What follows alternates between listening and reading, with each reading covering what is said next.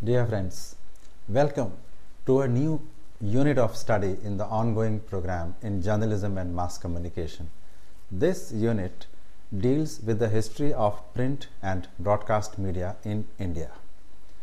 It is important for the students of journalism and mass communication to know what had been the phases of the evolution and development of the media in India in the past, after independence and before independence, since it is only this knowledge that can make us see things in the right perspective and make us foresee with some confidence as to how things would be in the future. India is today the world's largest democracy. Its mass media culture, a system that has evolved over centuries, comprises a complex framework. Modernization has transformed this into a communications network that sustains the pulse of a democracy of about 1.1 billion people. India's newspaper evolution is nearly unmatched in the world's press history. India's newspaper industry and its westernization go hand in hand. India's press is a metaphor for its advancement in the globalized world. As we begin a journey to the past, first let us have an overview of the landmarks in the development of print and broadcast media in India. The evolution of the Indian media has been fraught with developmental difficulties, illiteracy, colonial constraints and repression, poverty, and apathy. All these have thwarted the interest in news and media in some sections of the society. Within this framework, it is instructive to examine India's press in two broad analytical sections, that is, pre-colonial times and the colonial and independent press. Broadly speaking, the events of these two landmark periods can be put in some broad segments as we will learn. The first segment is the pre-independence era. Because of the poor literacy rate and much less number of English readers, those working for English newspapers understandably had in mind the British during this time. They also had in mind the Indian nobility and the bureaucracy as their readers. Expectedly, such newspapers laid stress on social activities of this section, giving much space to parties, fashion trends, social events, and so on. English newspapers from that period are known for carrying advertisements and features reflecting this trend. An example is that merely being seen in the company of a British officer was considered worthy of being covered in a newspaper. As far as Hindi and other language papers were concerned, these were mostly brought out with little resources and with committed people writing columns, opinion pieces, and editorials reflecting regional or community aspirations or referring to the activities of the pro-freedom activists. The second phase is the period from independence to 1965. After 1947, it was an era of supporting the new government and its components, and the press was reluctant to be too objective, lest it be branded as pro-Raj. Since the government of independent India meant one particular political formation or party, most of the contents in the press during those years were one-sided. During this period, only one political party mattered in the scheme of things, and other political forces were in disarray. Two wars, one with China and the other with Pakistan, had left the nation and the people in a somber mood, and the population in general not only believed in one political party but actually wanted to go along with its policies in the newfound post-independence period. An example from those days would be the fact that any journalist or any news item that was critical of the ruling party, the Congress or the government, was branded as being a Raj sympathizer having a Raj hangover.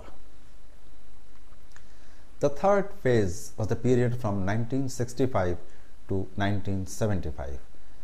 The consolidation of the post-independence euphoria continued in this period, with most newspapers supporting the supposedly welfare moves such as abolition of zamindari, privy purse, nationalization of banks, strengthening of the public sector, and tightening of controls over private and foreign business. It also saw the golden period of the Indian armed forces when they spearheaded the creation of Bangladesh in the erstwhile East Pakistan.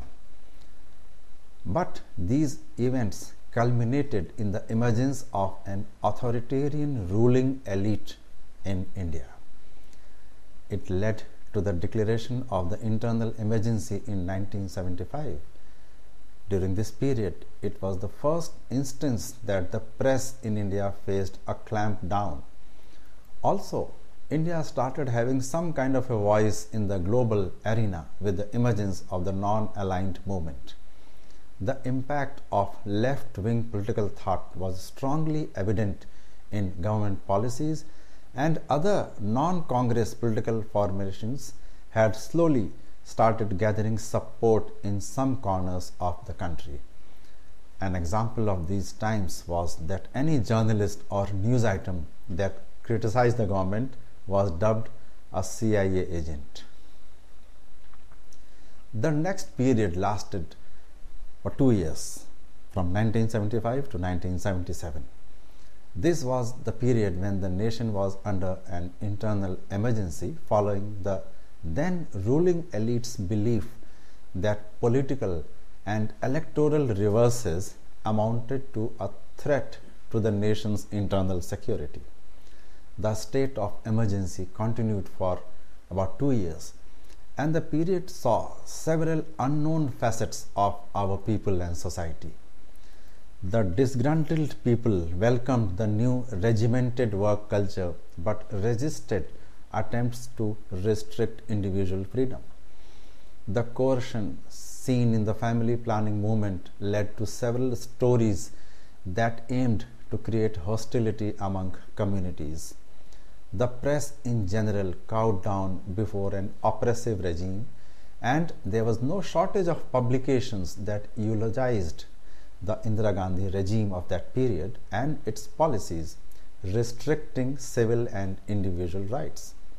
At the same time, a parallel movement, quite like an underground press, also survived that braved the state repression, but its promoters suffered hardships and were even jailed, and yet they continued to raise a voice in favor of a free press and restoration of the civil rights.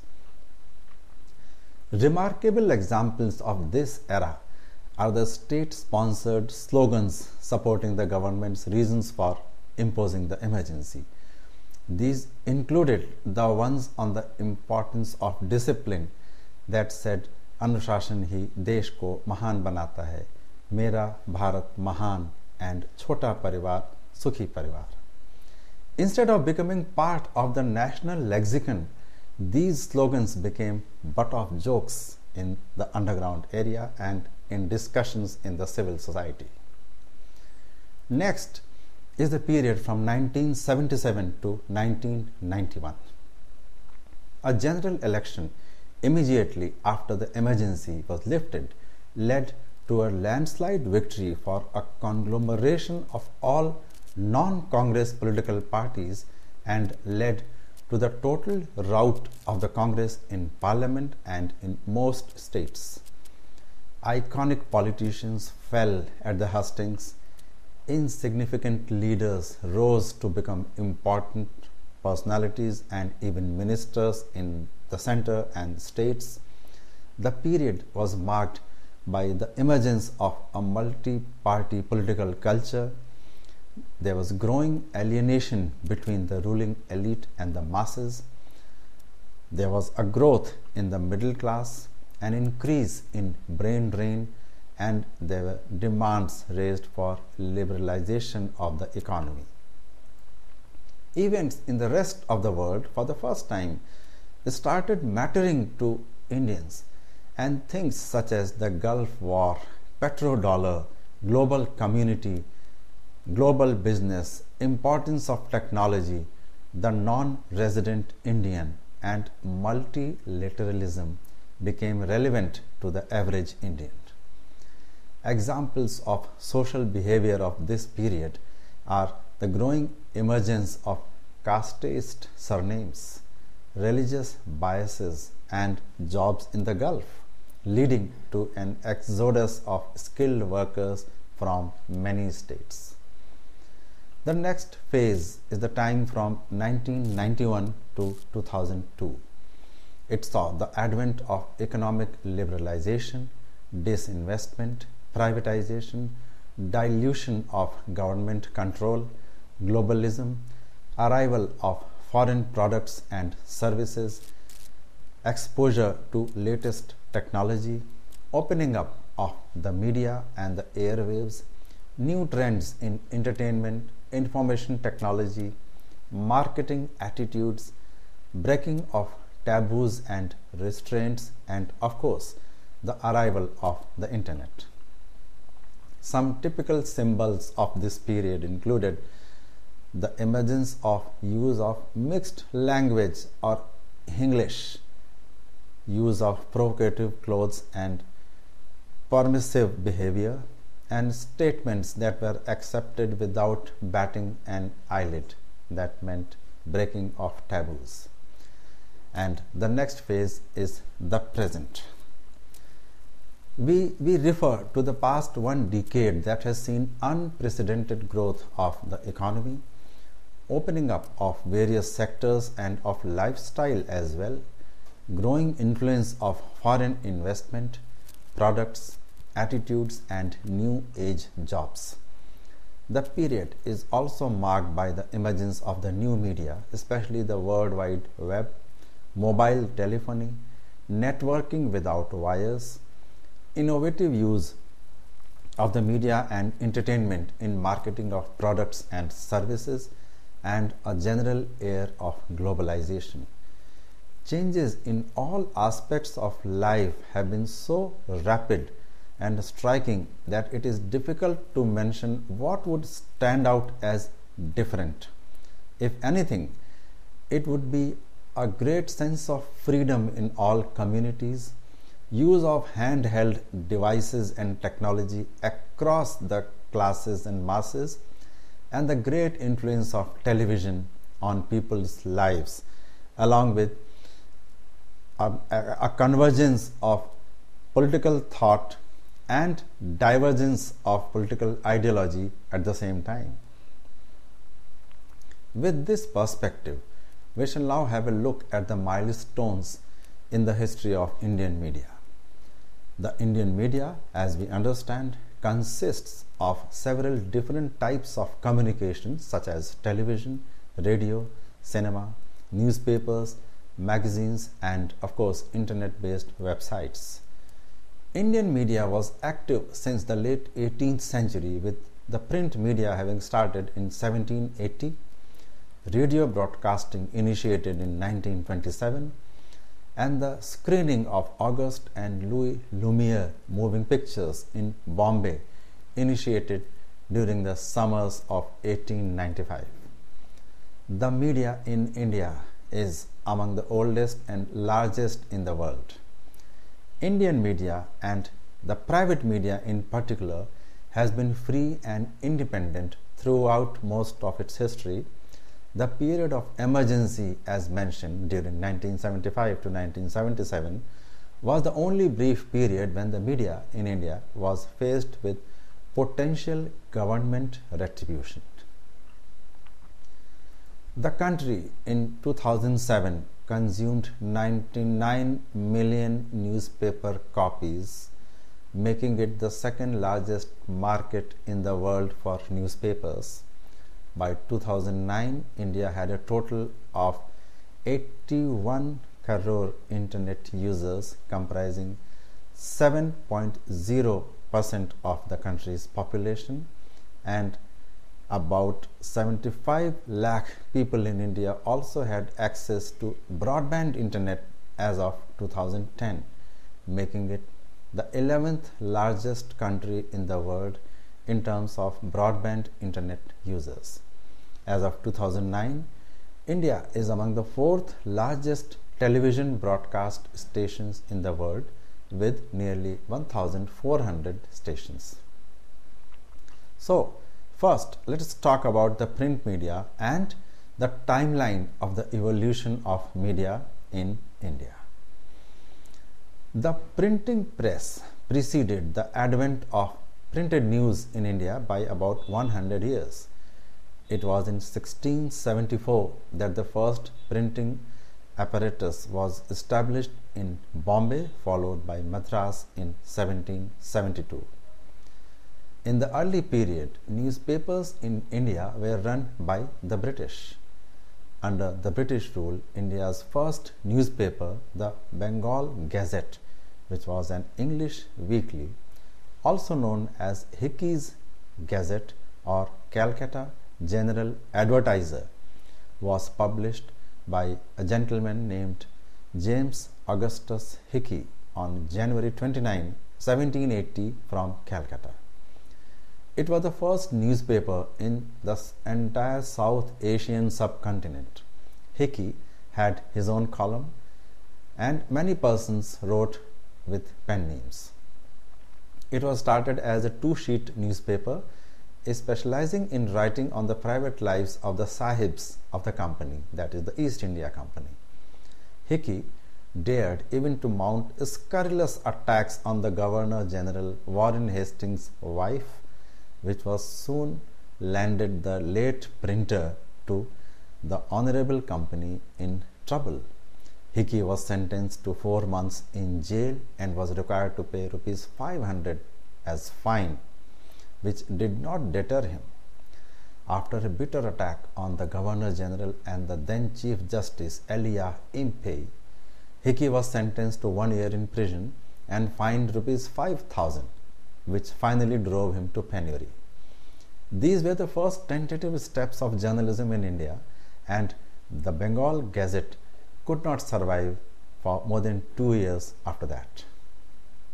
Then came the Calcutta Gazette as a rival to the then deceased Bengal Gazette, published in the same year, that is 1780, by B. Messing and Peter Reed, who were its plant publishers, backed by Warren Hastings.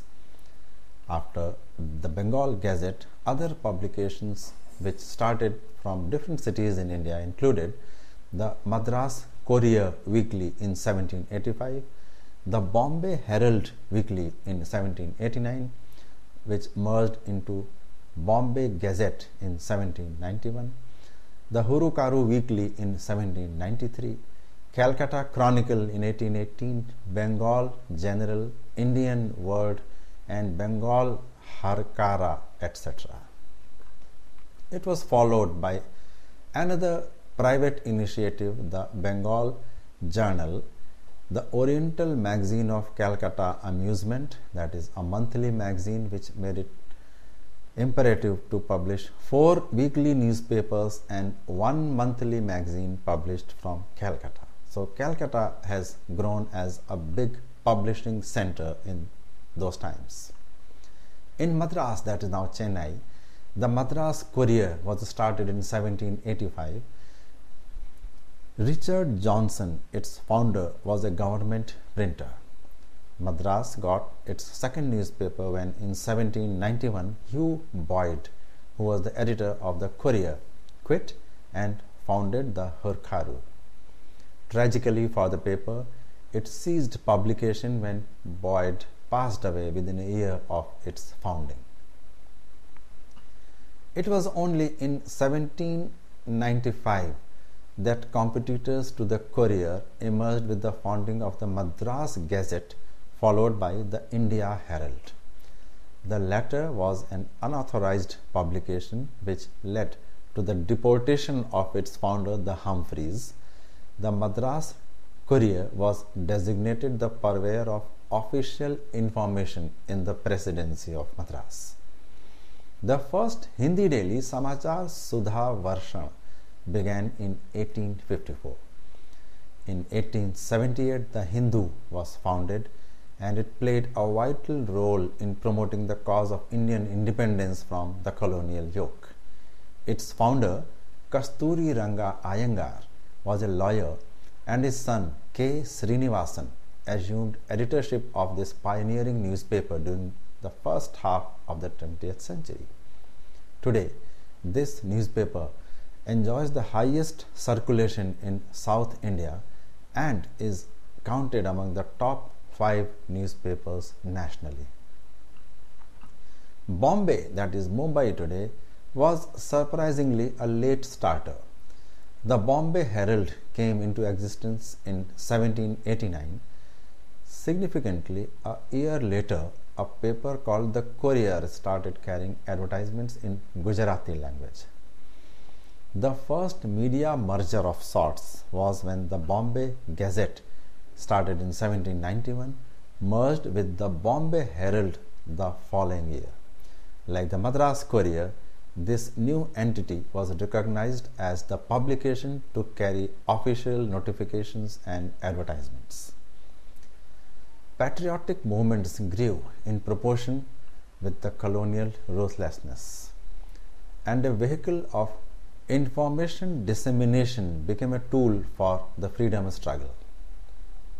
In this struggle for freedom, journalists in the earlier 20th century performed a dual role as professionals and nationalists.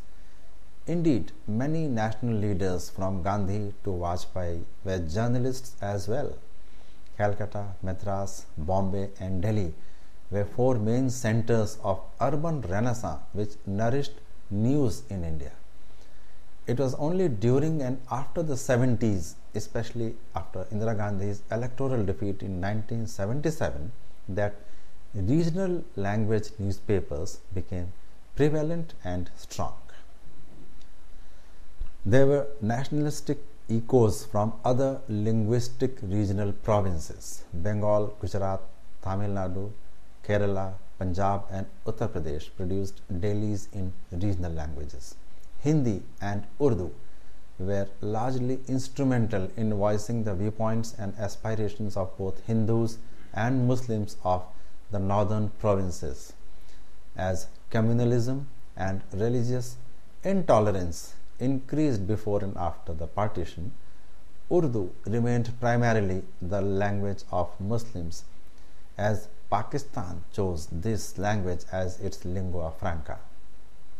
After partition, the cause of Urdu and its newspapers suffered a setback as some elements began to recognize the association of Urdu with Islam and Pakistan.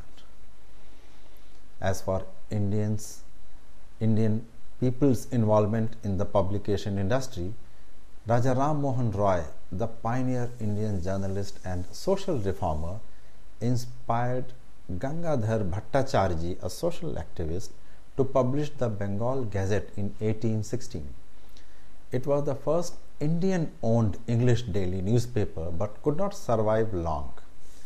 Raja Ram Mohan Roy's own publication was Samvad Kaumudi in Bengali in 1821, Mirut-ul-Akhbar in Persian in 1822, and the Brahminical magazine in English in 1822.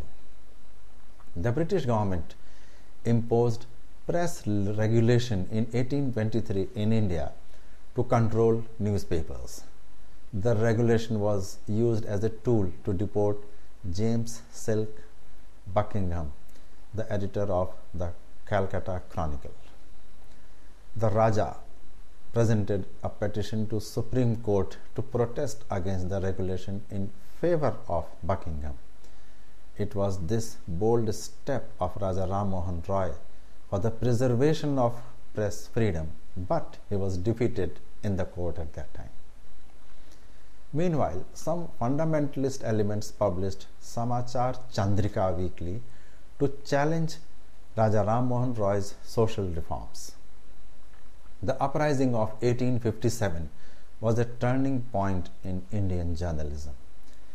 In the issue of this so-called mutiny, the British-owned press and the Indians-owned press blamed each other at the lowest level. This event then fueled the Indian-owned press against the British rule in India. Pioneering Indian journalists of those days included, of course, Raja Ram Mohan Roy, Gangadhar Bhattacharya ji, Bhavani Charan Banerjee, Dwarkanath Tagore, Girish Chandra Ghosh, Harish Chandra Mukherjee, Ishwar Chandra Vidyasagar, Christopher Paul, Manmohan Ghosh, Keshav Chandra, etc. Other major publications by Indians included The Reformer, The Enquirer, Gyan Anveshan, Bengal Herald, Bang Doot, The Hindu Patriot, Indian Mirror, and Sulabh Samachar, among many. After 1857, the Bombay Standard, the Bombay Times and Telegraph merged to give rise to a new entity known as the Times of India in 1861. Robert Knight, a British gentleman, was its owner. He was also the owner of the Statesman Daily from Calcutta during 1875, the Indian Economist Monthly, and the Agricultural Gazette of India. His editorials and writings were considered to be very balanced and impressive. Other major publications in this later part included the Indu Prakash Weekly, Gyan Prakash, Lok Hitwadi, all in 1861, the Amrit Bazar Patrika in Calcutta in 1868, the Pioneer in Allahabad 1872, the Hindu in Chennai 1878, the Keshari in Marathi, and the Maratha in English, both in 1878 from Pune, launched by the veteran freedom fighter Bal Gangadhar Tilak. And the great Indian journalists of that time included Bal Gangadhar Tilak, Mahadev Govind Ranade, Dada Bhai Nauroji, Gopal Rao Hari Deshmukh, Vishnu Shastri Pandit, Karsan Das Mulji, and Bal Shastri Jambekar, among the many more. The British government enacted the Vernacular Press Act in 1878 to suppress the Indian language newspapers. After the establishment of the Indian National Congress in 1885, the Indian press became an important part of the struggle for independence. The leading newspapers after the establishment of the Indian National Congress, that is 1885, included the Bengali English Daily edited by Surendranath Banerjee in 1900, the New India English Weekly in 1901, Bande Mataram, both edited by Bipin Chandra Pal in the same year. In 1906, the Yugantar, Bengali Daily. In 1909, The Leader from Allahabad, edited by Madan Mohan Malviya. The New India, edited by Annie Besant in 1913. The Bombay Chronicle, edited by Firoz Shah Mehta in 1913. Justice, edited by T.M. Nair in 1918, which was published by the proponents of the anti-Brahmin movement in Madras. The Searchlight, an English bi-weekly edited by Sachindranath Sinha in 1918. The Independent, edited by Motilal Nehru in 1919, and The Young India, edited by Mahatma Gandhi, also in 1919. The Navjeevan, a Gujarati weekly by Mahatma Gandhi in 1920. Swarajya, a newspaper edited by T. Prakasham in 1922, and Forward, a magazine edited by Chittaranjan Das in 1923. In the same year, that is 1923, came the Hindustan Times, Edited by the noted editor K.M. Panikkar, it was the first daily brought out from New Delhi. In 1929, Netaji Subhash Chandra Bose came out with a newspaper named Liberty, and in 1932, Mahatma Gandhi started publishing a Gujarati weekly named The Harijan.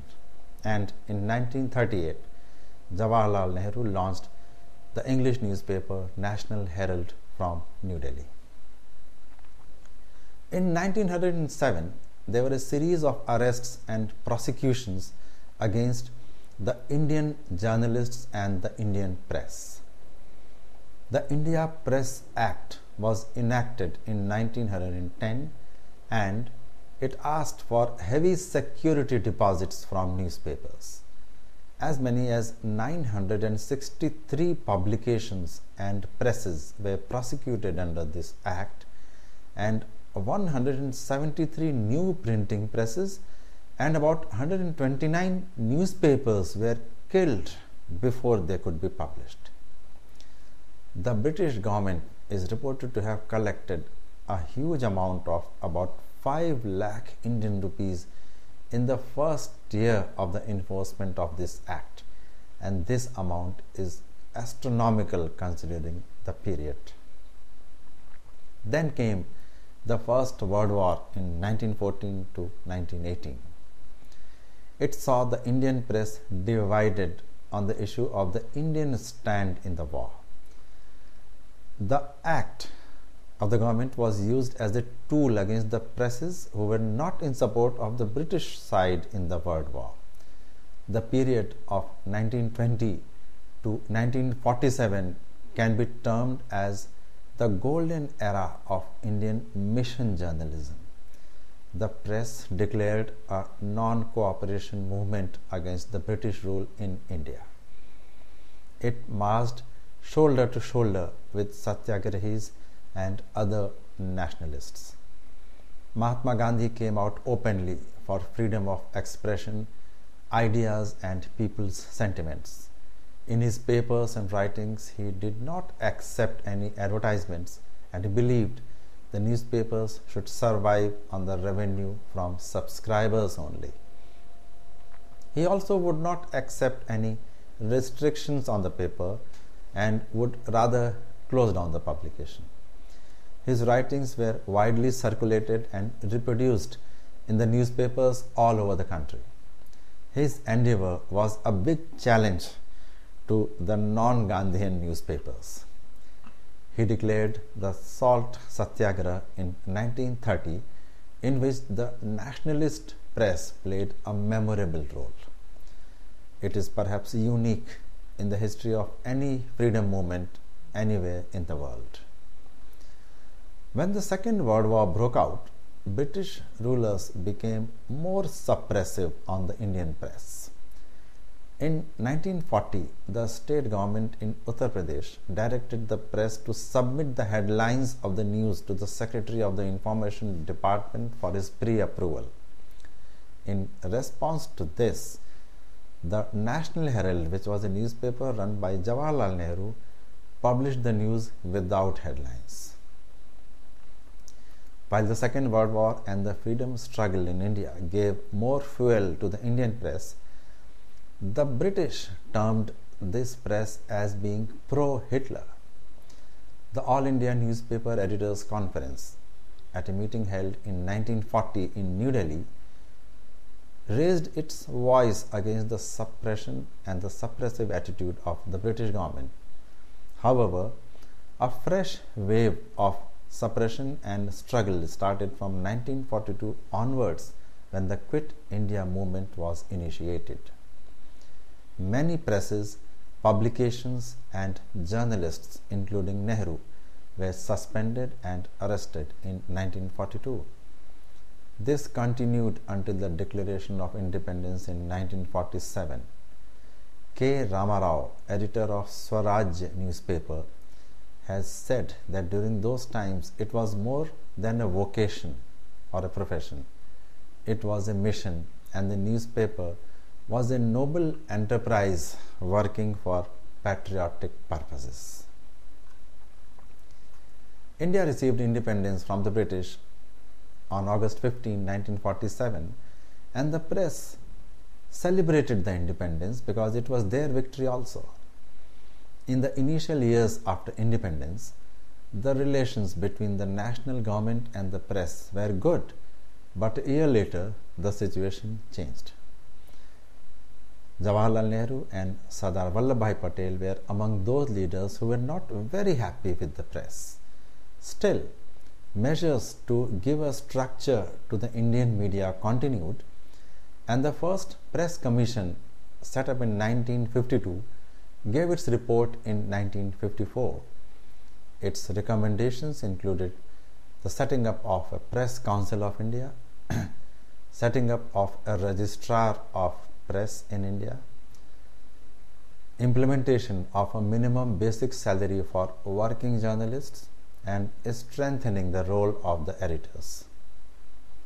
Among the legislations enacted in this period were the Working Journalist Act in 1955, the Newspaper Price and Page Act in 1956, and the establishment of the Press Council in 1965. The transition from mission to profession has been quick and sure. Whereas journalism in the post-independence period underwent qualitative changes, its extent also grew. The country's desire to have self-rule having been fulfilled, the focus of the media now shifted to developmental activities. During the pre-independence period, it was a fight against the British rule in which the press also contributed. Activities had to be pursued by the media also to arouse public opinion against the British Raj, which was considered to be the cause of all national concerns. The Raj was the adversary against which the Indians had to stand up, as it meant inviting the wrath of the powerful adversary. Those fighting for the national cause were bound to suffer.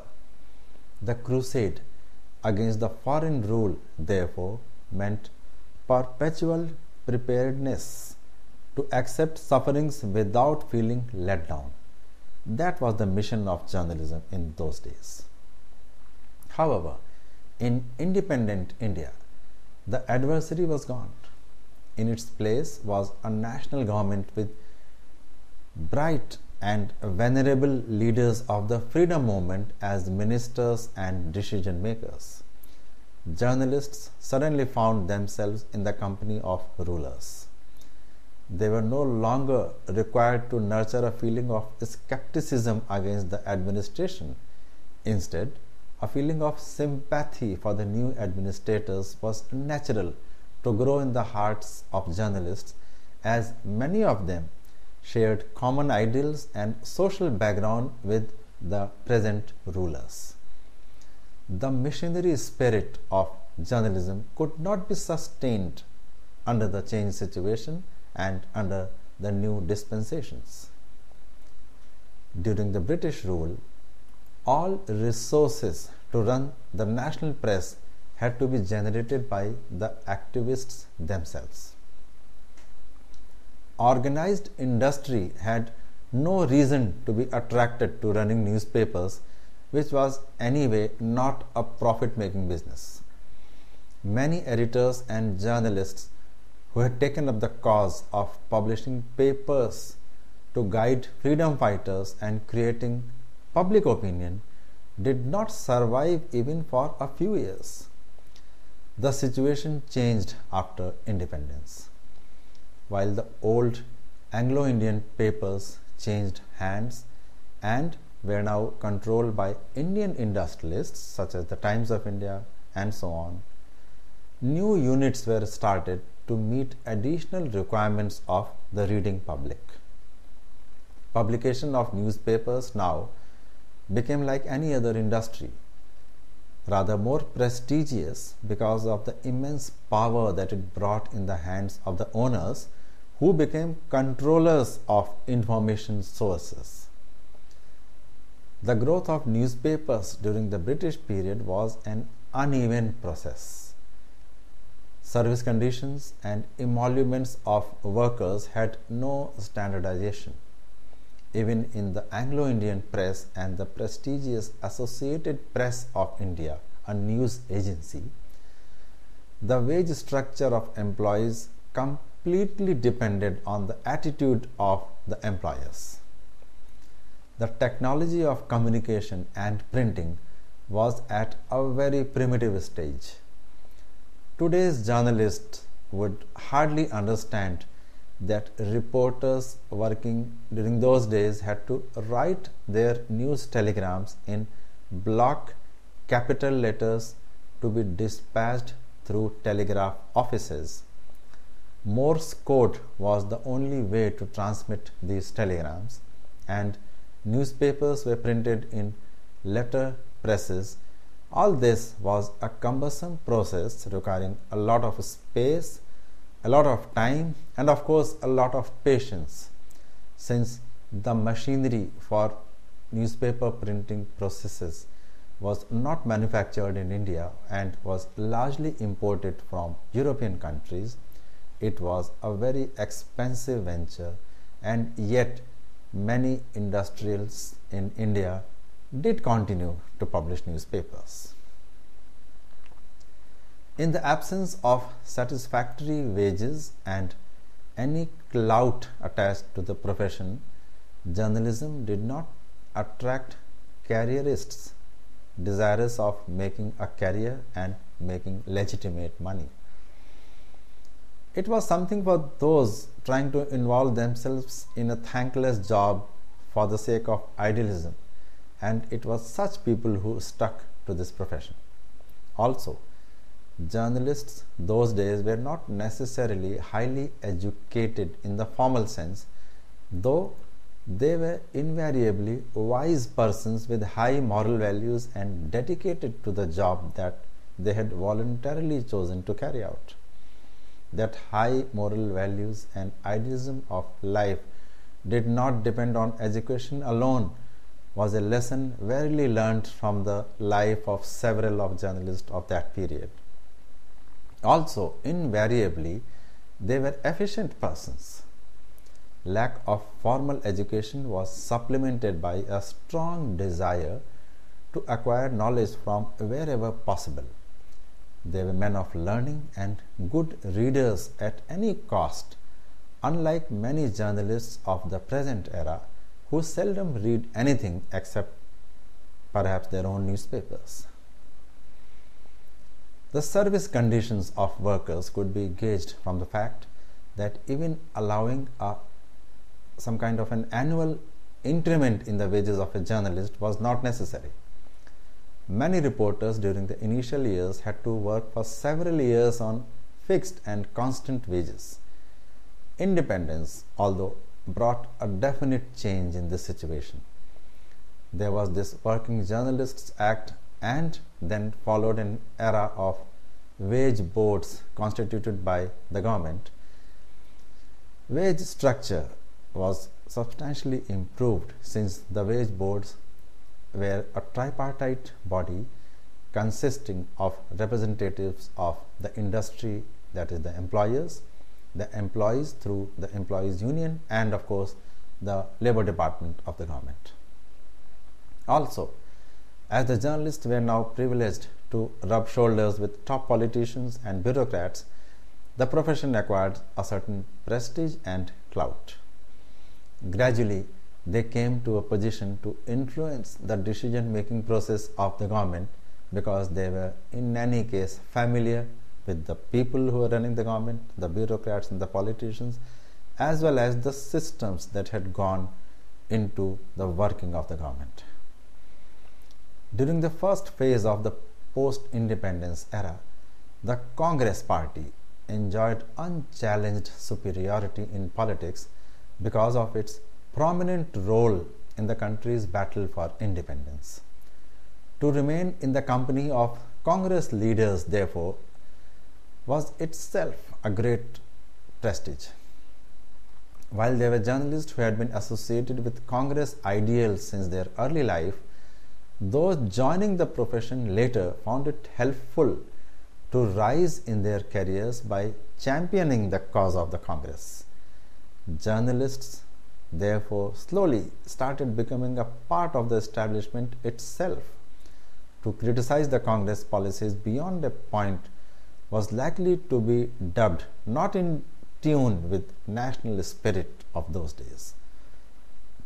The situation helped in the emergence of a new tribe of journalists who were in the profession not because of any commitment to ideals. Journalism was now like any other job with improved wages and added prestige, though direct monetary gains were still not very attractive. New establishments, especially in the field of weekly magazines, started their ventures during the period, opened fresh avenues for aspiring young journalists of those years.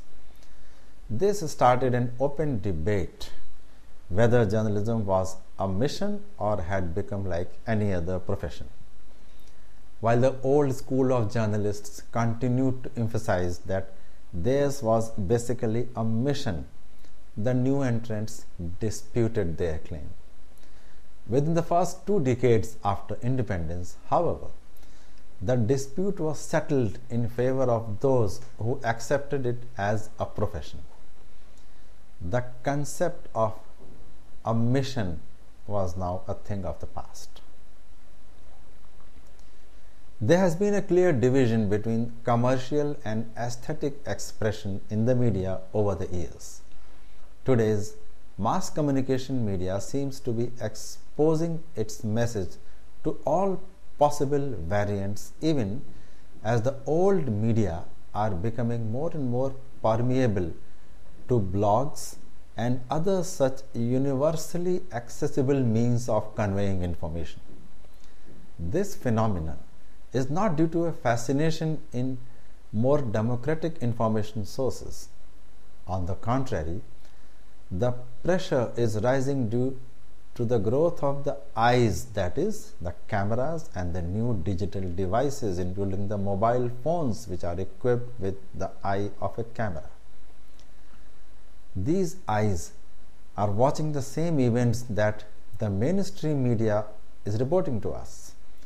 The possibility of being uncovered is quite large, and broadcast journalists are forced to tell the truth, or at least a plausible version of it, and as a consequence, blogs have become a major source of news and information about many global affairs. We also have to consider that bloggers are very often the real journalists at any level, as they at their own risk provide independent news in countries where the mainstream media is censored, biased, or is under control. Here there is a special mention about the legacy of Uttar Pradesh. The state of UP, in its strengths, weaknesses, its conservatism, its inertia and unwillingness to change, very often helps us to gauge the mood of India itself.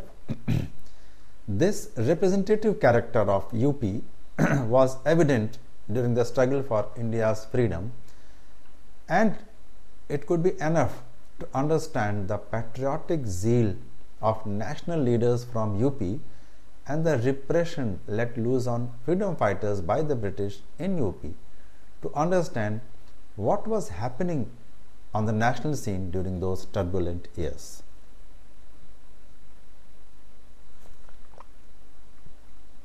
Northwestern provinces, as the state was called during the pre-independence period, initially had its capital at Allahabad, the home of the Nehrus. The center for the state's political and social activities was transferred to Lucknow at a very later stage. Allahabad thus represented both the might of the British Raj and the enthusiasm of the national movement. It was the veritable arena of the battle between the two sides. As in politics, so in journalism. This clash was evident between those trying to consolidate the Raj and others equally determined to throw away the yoke. At Allahabad, a newspaper called The Leader represented the fire of nationalism, while another English paper called The Pioneer represented the ruthlessness of the Anglo-Indian power. Journalists in those times were political activists in many cases. Those in the nationalist press always ran the risk of inviting the wrath of the government, but they were ready to bear the consequences of challenging the might of the British Raj. The Anglo-Indian press was the blue-eyed boy of the Raj, while the nationalist press that often included Hindi and other regional languages publications fought for justice. The Anglo-Indian press took pride in threatening and cajoling those trying to raise their voice against the then administration. The Leader had been established by patriotic and public-spirited citizens of Allahabad. Most of them were advocates in the High Court, led by Pandit Madan Mohan Malviya. Among the founders of the newspaper Leader were Pandit Motilal Nehru, Sachidanand Sinha and Dr. Tej Bahadur Sapru. Motilal Nehru was the chairman of the first board of directors of the Leader. The first editor of the Leader newspaper, C.Y. Chintamani, was a top figure in public life of India during those days. He edited the paper besides functioning as the leader of opposition in the state's legislative council for nearly a decade. The Pioneer, on the other hand, was owned, edited and managed by Englishmen. Noted writer Rudyard Kipling was its assistant editor for some time. The British leader of those times, Winston Churchill, wrote for this newspaper, The Pioneer, from the northwest frontier covering the Afghan war while he was serving the British Army as a subaltern. The paper, The Pioneer, had no sympathy with the nationalist cause and was little bothered about the people's problems, as were its contemporary Anglo-Indian papers in Calcutta and Bombay. The Pioneer served only the English elite. The English press, however, did not serve the masses because of the inability of majority of people to communicate in the language, that is English. Of course, the leaders trying to awaken India about the people's rights and privileges were from the English educated classes. This is an irony. They owed their idealism to the liberal Western democratic thoughts and the policies of liberalism preached by European philosophers. The number of such leaders, however, was limited. The middle level activists of the Congress and the vast mass of people in rural India whose power alone could move the government under the charisma of Gandhi had little or no knowledge of English. To inspire and educate them, there was this role played by the Hindi press and its journalists, whose history also goes back to the beginning of the last century and earlier. The Hindi newspaper Aaj of Varanasi and the Pratap of Kanpur were the most noteworthy Hindi daily newspapers of this state, which played a very prominent and dominant role as makers of public opinion. Journalism in those days was quite different from what it appears and represents today. newspapers were mainly views papers, and editors were more of guiding forces and educators. Communication system was still at a very primary stage, and transmission of news took a long time. A much longer time was taken in actually producing a publication, since the technology was cumbersome, took a lot of time, and the skilled workers that were required to handle those big printing presses were difficult to come by. In fact, most such workers used to work in 2 or 3 places to deal with one publication or books or magazines in many places. And the worth of newspapers was assessed on the basis of the stand they took on public issues. To criticize the government of the day was not free from risks, and those trying to challenge the British power always ran the risk of being jailed. Presses were seized and heavy fines imposed on those confronting the administration. Editors and journalists, however, took pride in undergoing sufferings for the cause of their conviction, and their sufferings only consolidated their support among the masses. In fact, the Aj of Varanasi emerged as a symbol of people's aspirations under the editorship of the noted writer and journalist Babu Rao Vishnu Paradkar, who has become a memorable name in Hindi journalism and often cited as being the father figure in Hindi journalism in India. One of his subordinates during those days was Pandit Kamlapati Tripathi, the well-known freedom fighter and Congress leader of the country, who also went on to become Chief Minister of Uttar Pradesh and a minister in the central government. The sacrifice of Ganesh Shankar Vidyarthi to the cause of communal harmony at Kanpur has similarly become a landmark of Indian history of freedom struggle. Vidyarthi is equally well known for his public spiritedness and the cause of national reconstruction as for his fearlessness and devotion to the profession of journalism. The journalists of Uttar Pradesh, therefore, were inheritors of a great legacy. This legacy was a legacy of selflessness, courage of conviction, dedication to truth and fearlessness.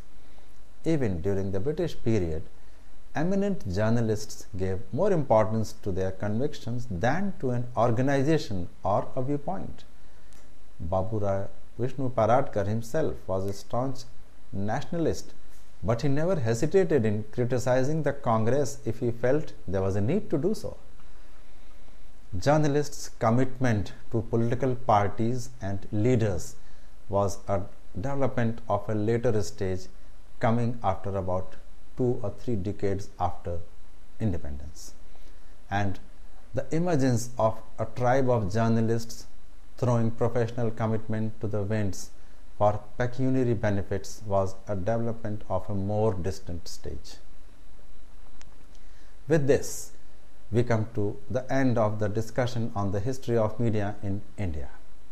To recap, we saw that the media in India is among the oldest and largest in the world.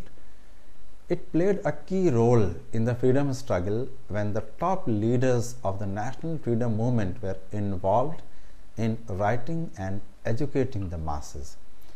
Also, immediately after independence, the government itself took several measures to give some kind of a structure to the profession of journalism and the media industry, which led to journalism being more of a profession rather than being a mission, which it was in the pre-independence era. In the next lectures, we shall move on to a different period and also to the evolution of the electronic media that includes radio and television. Till then, happy reading and best wishes.